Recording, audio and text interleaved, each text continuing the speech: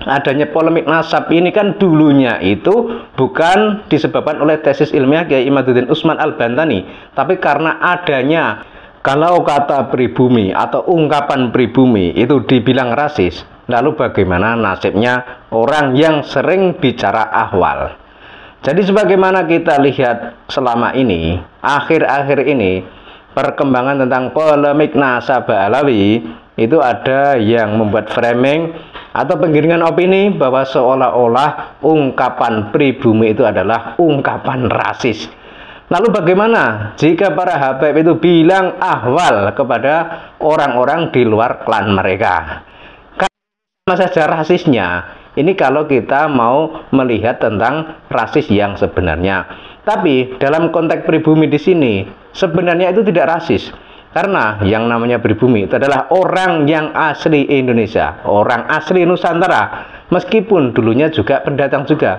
Kemudian ada juga pertanyaan, kalau para imigran dari Yaman atau para habaib itu dibilang pendatang, lalu bagaimana dengan Wali Songo? Itu kan sama-sama pendatang. Iya benar, Wali Songo itu memang pendatang dan tidak semuanya pendatang. Tapi bedanya kalau Wali Songo itu kan dalam hidup keseharian itu kan menyatu dengan masyarakat sekitar.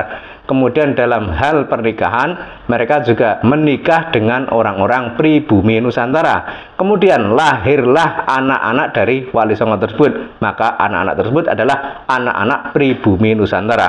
Berbeda dengan para habaib dari Yaman. Sebagaimana kita lihat selama ini dan sebagaimana peraturan dari mereka dalam pernikahan, mereka kan menikahnya hanya dengan klan mereka saja. Jadi ada larangan menikah dengan klan yang lain. Itu kan juga rasis seperti itu. Dan kalau para imigran dari Yaman atau para habaib ini kok dikategorikan sebagai pribumi, ya kelihatannya sulit karena mereka itu hidupnya bergerombol, berkelompok, dan dalam pernikahan juga hanya sesama klan mereka. Berbeda dengan Wali Songo. Kalau Wali Songo itu menikah dengan orang Nusantara, orang pribumi Nusantara, maka anak-anak mereka pun menjadi orang pribumi. Nah, kalau para habaib karena menikahnya juga dengan klan mereka, sama-sama pendatang, tidak dengan pribumi, ya anak-anaknya pun bukanlah orang pribumi. Itu kalau menurut perspektif pribumi yang sebenarnya. Kemudian adanya penggiringan opini yang bilang kalau istilah pribumi itu adalah rasis, yaitu sebenarnya cuma sebagai alasan atau sebagai tudingan agar rakyat di negeri ini tidak lagi membahas nasab Alawi. Mungkin arahnya seperti itu, karena faktanya para habaib dari Yaman itu memang pendatang. Jadi kalau ada orang bilang pribumi itu dianggap rasis. Nah, kalau habaib yang bilang ahwal itu bagaimana? Itu rasis atau bukan?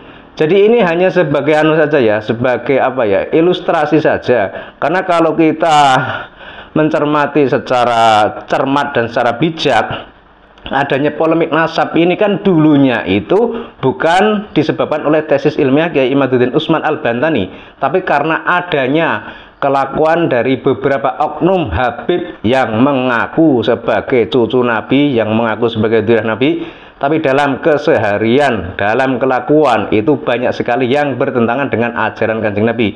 Bahkan ada juga oknum habib yang terang-terangan melawan pemerintahan yang sah. Ini kan sudah melanggar ajaran Islam. Kanjeng Nabi juga tidak pernah mengajarkan hal yang demikian.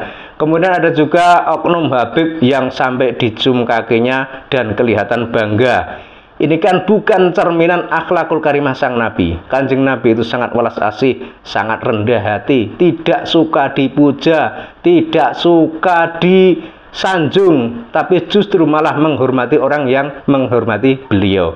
Tapi berbeda dengan kelakuan beberapa oknum habib beberapa tahun yang lalu, atau mungkin sampai sekarang masih seperti itu. Jadi ada oknum habib yang jika dipuja, jika disanjung, jika dihormati, itu malah bangga dan malah seolah-olah menunjukkan kepada orang-orang yang menyanjungnya, seolah-olah harusnya kamu semua itu menyanjung saya. Jadi seolah-olah seperti itu. Ini kan sangat jauh sekali dengan ajaran Islam yang sebenarnya. Dan kita kembali soal apa tadi? Soal pribumi. Jadi pribumi itu sebenarnya bukan rasis ya.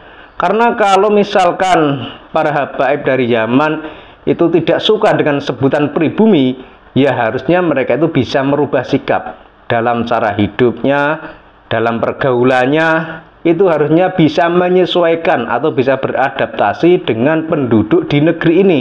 Tapi kalau mereka masih menggunakan cara lama, masih memberlakukan sistem yang selama ini dijalani, yakni menjaga jarak dengan orang-orang Nusantara, kemudian merasa diri atau merasa klannya itu lebih tinggi daripada orang-orang yang ada di sekitarnya, nah otomatis kata-kata pribumi pun akan tetap digaungkan oleh orang-orang pribumi Nusantara. Karena kata-kata pribumi adalah kata-kata wasiat, kata-kata keramat yang dulu membuat bangsa ini menjadi merdeka. Karena dengan kata-kata pribumi, orang-orang di Nusantara itu bangkit semangatnya dalam rangka mengusir penjajahan dari bumi pertiwi ini.